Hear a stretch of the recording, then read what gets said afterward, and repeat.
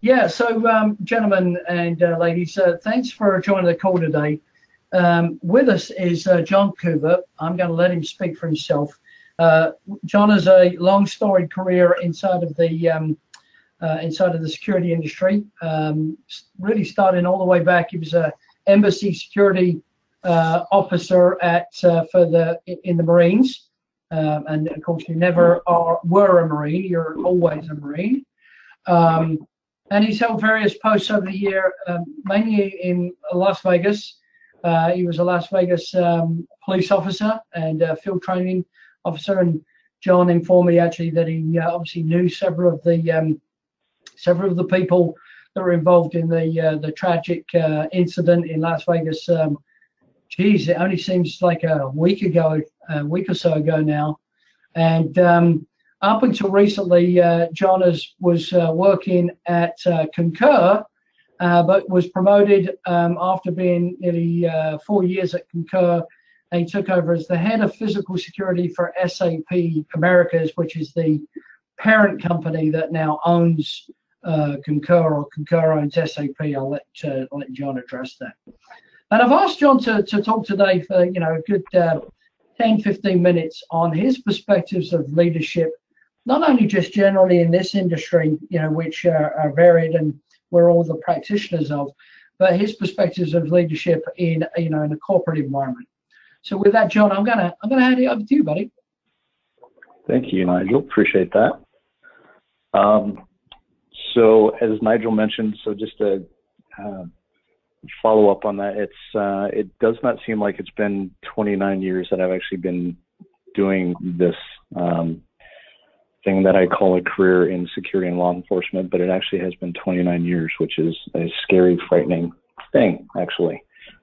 I started out very simply working in the Marine Corps, not expecting really to do a whole lot other than serve, but I was fortunate enough that I took a chance to move into a side of the Marine Corps that a lot of people don't know about, and that's supporting the U.S. State Department. And I was fortunate enough that I ended up in some beautiful places, Moscow being one of them, which was a very unique experience in the 1980s during the Cold War. And then I also served in Africa as well, and Canada, and then was also temporarily assigned to the White House for a small amount of time for a special assignment as well. So I have been blessed throughout my career. I've been fortunate enough to have a lot of good leaders manage me, lead me, sometimes get out of my way to let me do things, which ultimately, it took me back. I remember a quote that basically says, "I'm strong enough to lead, but I'm also humble enough to follow." And I think that's one of the core principles that we as leaders need to make sure that we attune to. And sometimes that following doesn't have to be to the person that's sitting above us, but also to the personnel that we trust, that we bring into our team and that are managing things for us below. So sometimes we just need to get out of the way and let our folks do the things that they do best, which is why they're there. So with that said, I like to think that 29 years in doing this has kind of lent to me some width and breadth of experience that I've taken the good, the bad, the ugly, and the indifferent from. And part of that is my Marine Corps time. And I think what I wanted to do is just basically just go over some key things, some key attributes that we need to consider as leaders as we move forward each day in managing our teams, working with our peers, working within corporate structures. I think one of the things for me, especially if you've had anybody who's transitioned out of the military, is that they've had a specific way of doing things, which is very hierarchical, without a doubt. And so you typically don't collaborate with the folks that are sitting in leadership positions above you. You get your orders, you take those orders and you carry them out and you deliver. And it's all about the mission. And ultimately, we still need to look at the mission as the ultimate goal, but sitting in the corporate space, we're also looking at the success of the people that are working next to us and the people that are working for us, that we're setting those leadership positions for. And so within the corporate space, one of the things for me in my leadership role is meeting with my peers, sitting down with them, understanding what they're seeing is going to make their year of success, whether it's next year, whether it's 2 years from now, whatever their strategic plan may be. It's good for us to come alongside and partner with them so we can identify how we can help them achieve that success, right? So with that said, a couple things. If you're taking notes, if you just want to write some things down, some core words that ultimately I try to at least focus on it on a daily basis in my interactions with my peers and my leadership, as well as my team. And I think it's definitely lent to my success. So first one is going to be initiative. And I'll kind of give you the brief definition of it, and then give you some examples from my personal experience if I can. And like I said, I know that I've got about 15, 20 minutes. I don't want to take this too long for you, but so initiative, taking action even though you haven't been given directions to. One of the key things within the culture at Concur is somebody's problem doesn't necessarily have to be mine. If I know that there's a problem that exists, it doesn't have to belong to another department. I don't have to give the excuse, well, that's not something that I do. We're all empowered and encouraged that we will take any problem that is presented to us and we will try to find a resolution for it. And so when we do that, when we take the initiative to reach out to who you think may be responsible for handling that problem, it also engages you to understand some of the other complexities that are going on outside of what your necessary line of business is, right? And so one of the things that stretched me was when I came to Concur was meeting with the marketing team. And I wanted to know from them what it was that I could do that would help Concur's business. And one of the things that I found out is we have this solution that Concur sells for security personnel. And I put it in place. We started utilizing it. But one of the things that they came back and asked me after offering up my help is they wanted me to start speaking to clients. And they wanted me to start speaking to other end users, people just like me, as a subject matter expert in how we were delivering on this specific platform. Well, I don't know if you know, most cops or most military folks or most security people, typically we're very quiet. We tend to keep to ourselves unless things tend to go sideways, and then we get very active very quick. So I had to definitely stretch myself and get outside of who I normally am. And I actually present at large-scale events now. I speak to groups of 100 and 500 people that are listening. I've done webinars. I've done blogs. I don't think I could have told any of you that 10 years ago I'd ever write a blog. Not in my wheelhouse. But it's something that I do now. But that's all based on the fact that I took the initiative to engage with the marketing team and offer up my assistance. Another core word, dependability.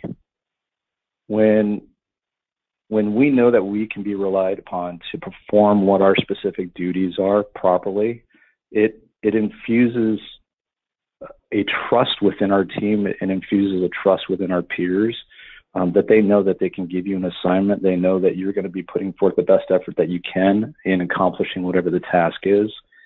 At the same time, your team looks at you and knows that if they have an issue or a concern, that they can come to you to have it addressed, have it managed, whatever the case may be. When you have that kind of trust, that kind of buy-off, you have, and we move into another word, is loyalty. You end up with this loyalty that is immeasurable. When you have a team that's willing to do anything for you as far as how hard they're going to work, the effort that they're going to put in, even though you may not necessarily ask them, you may ask them to put in a couple extra hours, you know that they're going to be willing to because they can depend on you. They know that you have their back and vice versa, they have yours. So within the scope, I think decisiveness from a leader is important as well. If you're the type of leader that takes all of all of the information available so you can create an informed decision. If that's your style, that you need all of the evidence presented before you make a decision, then that makes you a good leader. But at the other turn, if you're also the type of leader that can make quick decisions based on a limited amount of information because you have the ability to see outside of the box, that you have this creative vision of what the potential impact is outside of just your line of business, that makes you a successful leader too. So all of these things that I'm discussing are not just they're not just going to fit each person. Each one of you has to find where you fit within that, and find that particular style in meeting that specific definition, because each is different. Another core responsibility for me is integrity. When I tested for the police department in Las Vegas, this is actually one of the questions that comes up on the oral board interview is, what is your definition of integrity? And the answer that I gave them, I still remember it to this day, even though this is back in the 90s. Integrity is doing the right thing when nobody's looking. Does your team know that you are a person of high integrity? And do they believe that you are going to always do what's right and what's best? It may not always serve their interest, but they know that if you've always been a person with integrity, that they can trust you because of that. They're willing to accept the responsibility, or they're willing to accept the answer that you give them. It may not be comfortable sometimes, but that's a truth. That's a reality. So when you as a leader steps up and that you have integrity with them and for them, they'll always be there working hard for you. Two other things. Courage. I think this courage ties back into the integrity issue. If you don't have the courage, the strength to stand up for some things, even though it may put you in a difficult position, your team recognizes that, your peers recognize that as well, and sometimes, people will form an opinion of you. But the one thing that you know that you can always stand on is that you've had the courage to stand up for something that was right. It's going to require some inner strength. And ultimately, that can lead to, if something goes wrong, if something goes sideways and you have to accept blame or fault for it, then you need to do that. Pushing blame off on somebody else, even though it rightfully sits in your lap. Again, everyone around you recognizes it. They see it. They'll see the steps that you've taken, and you'll earn their respect a lot more. That's for sure.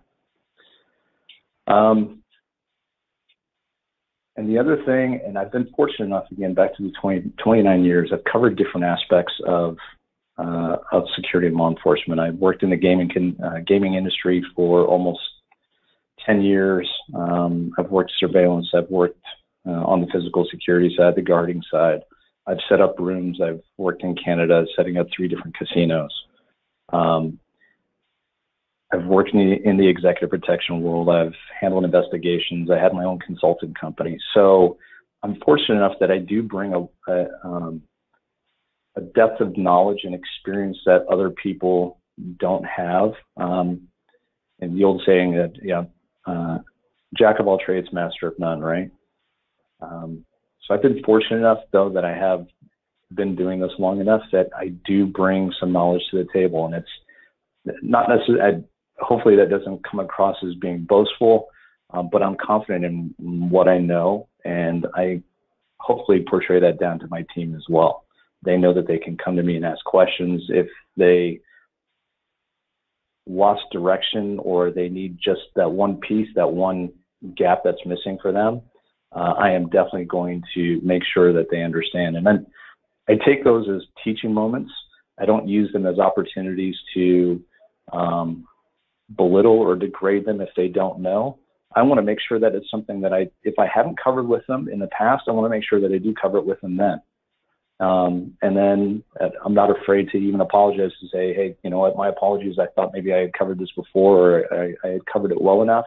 If I didn't, by all means let me know, and I'll make sure for the future that I'm asking the right questions of you, or vice versa, that you need to ask the right questions of me to make sure that we're covering the materials so there's no misunderstanding. So hopefully that all makes sense to you. And then the last thing that I would say is just having good judgment in making decisions. Be clear and calm and orderly when making decisions. Make sure, again, if you're a fast decision maker, understand what the potential outcome is. But if you're a person who needs a lot of information, a lot of data, a lot of evidence, then by all means let that be your course of action as well. So I would say in closing, ultimately as leaders, our responsibility is to make sure, again, that the mission is met, that our goals are being met as well, but not just ours, but also our partners, our lines of business, and our teams, and that ultimately leads to our success. And I would say to this day that's why I've been successful, is understanding what everybody else success looks like, so that way I can partner alongside and make it mine as well. So appreciate the time today, and hopefully it's been useful, and I didn't go off on a rant somewhere. Yeah, thanks, John. I really appreciate your perspectives, and I want to kind of go back over them. And he talked about initiative, dependability, decisiveness, integrity, courage, amongst other things. On the initiative, and taking action without direction, certainly as a former serviceman, I was once told that's awfully dangerous, especially by a senior officer, to take action without direction. Is it something that you found encouraged to do at your current position, to take action without direction? Or is it one of those things that whilst you do take action without direction, you do think through the plan of what that looks like? Actually, it is one of the things that Concur that's encouraged for a lot of people is it's funny in that Concur represents a little bit of the Marine Corps for me, in that the Marine Corps as a whole is about small unit leadership. It's not about, the order has to go all the way up to the general, and then the general makes his decision or her decision and sends it back down. And as it works its way back down, there's always changes to something, right? Yeah. At Concur, we've always been encouraged. It goes back to the point I was making about having some visibility, understanding that what the bigger impact is. If you fully understand that, but you're able to weigh the benefit outweighs the risk, or the risk is just, it's right there, but we do know that the ultimate benefit is going to be there, then absolutely we're encouraged to make those decisions and take that initiative.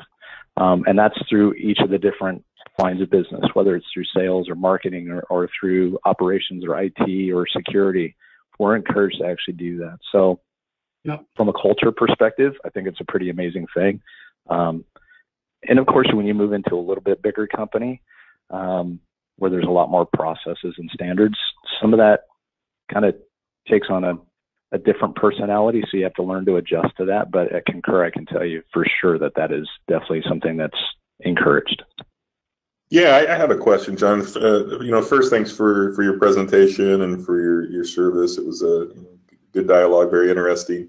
What do you see as the biggest challenges now in a leadership role today versus, say, 10 years ago? Ooh, great question. I would say the greatest challenge, especially one coming from the tech world, is not staying stagnant. It's one thing we could probably easily rest on laurels and past experience and say, well, this is the way that we've always done things. But we need to be innovators. We need to be at the cusp of new things and looking at better ways of actually doing business. So we use the saying in security, the old guards, guns, and gates mentality doesn't function anymore.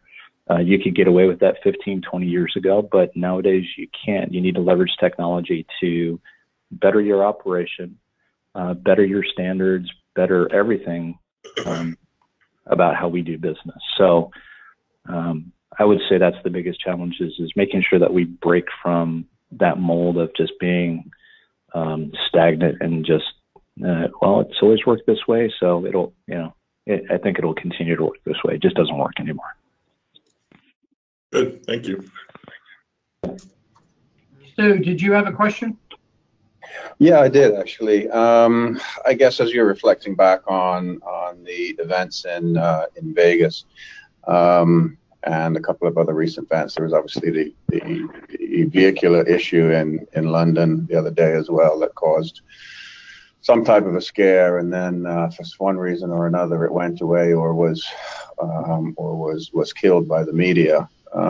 Generally speaking, John, what do you, the U.S. is very new to terrorism, obviously had a few domestic terrorism incidents over the last few decades, but really it's only been the last 10 to 12, 13 years that the U.S. has been dealing with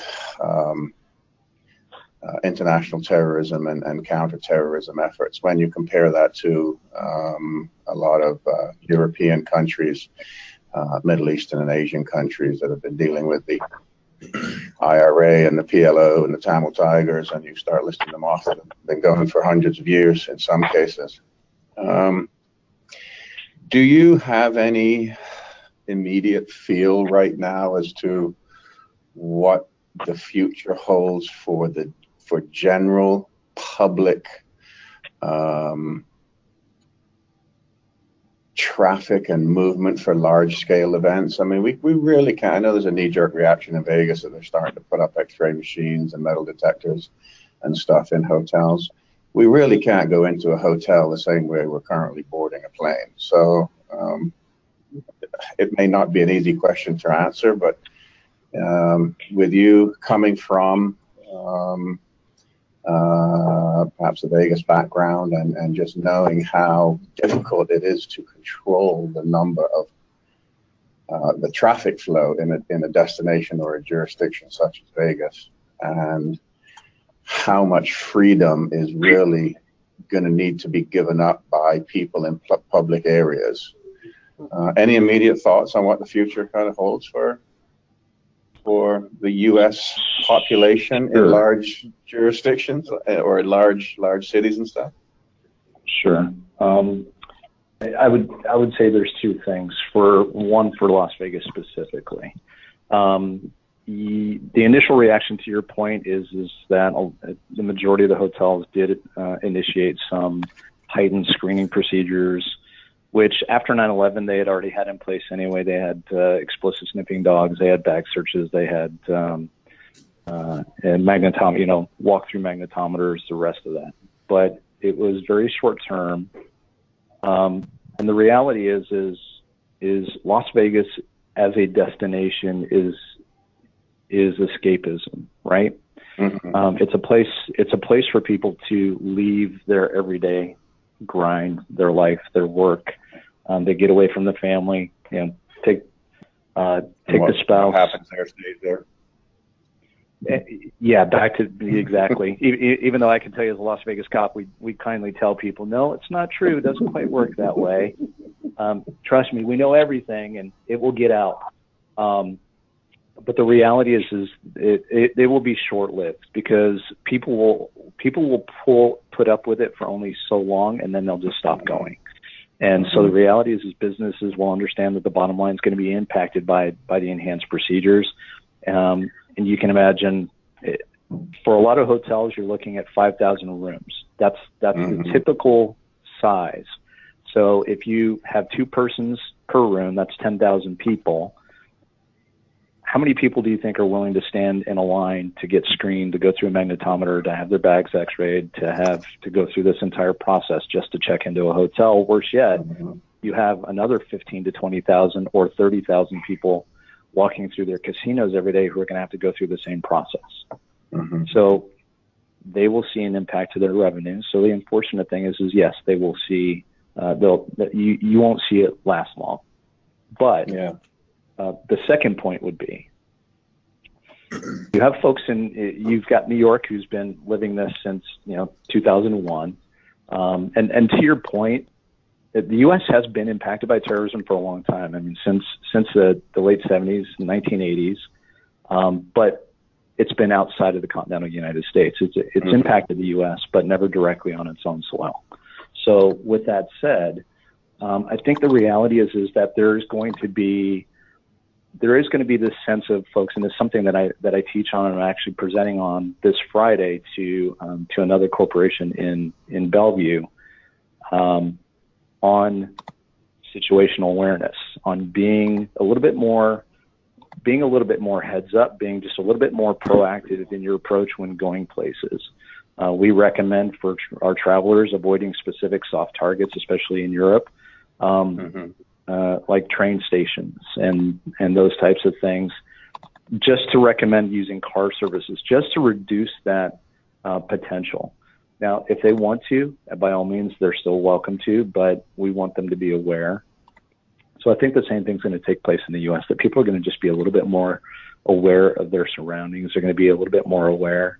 To this day, when I sit in a restaurant or if I go anywhere, I never sit with my back to the door. I want to see every single person who comes in that door. I already know where my exits are. I know which way I need to bail out if I need to. I know which way to grab. If there's anybody with me, I just give them a little note and, verbally, and say, if anything happens, you need to follow me. And so they're well aware of it. When I check into a hotel, I count the number of doors to the closest exit. Same thing when I sit on an airplane. I know where the closest exit is, because if I have to get on the floor because of smoke, I know how many seats to count before I have to get out, or how many doors I have to count before I can get to the exit, right? So these are just the little things that I just kind of teach people to be aware of, just a little bit more situational awareness. So I kind of think that that's where you're going to see a little bit more increase of people learning these things and understanding and going out and get a little bit of training experience. So hopefully that answered your question. Hey guys, sorry. Sorry, Stu. This is great conversation, and I don't want to break it up, but we do have a couple of things that want to kind of go onto the agenda. So Stu, if you've got, again, perspective, John, I know that you've always made yourself freely available for a good discussion. If you'd like, if Stu and you'd like to have an offline one, because I know you're of similar backgrounds as well, then I'll encourage it. Okay. Yeah, great. Thanks, Joe. I appreciate it. And understand, Nigel, completely. John, I just shot you a LinkedIn connection, so maybe we could chat offline when you've got time. There you go. Absolutely. My pleasure. There you go, John. The dreaded LinkedIn, buddy. No worries at all. Hey, I just one final comment, John, because every time that you and I have breakfast, your back is always to the door. So that just means you trust me to grab you by the hand when it goes down in 13 coins in Bellevue. No, that's because you're always at the table first before I get there, so I don't have any choice, my friend. Oh, I thought you were going to use me as a meat shield. As that what it was? Okay. All right. So we're good. John. Or when he sees your eyes go the size of dustbin lids, he knows to get down. Exactly. Hey, bud. Really appreciate your time today, and absolutely. Let's catch up a little bit later on in the week. I'm in town all next week, so I'll send you out a thing. Okay. Fantastic. Thanks, everybody. Thanks, John. Cheers. Bye.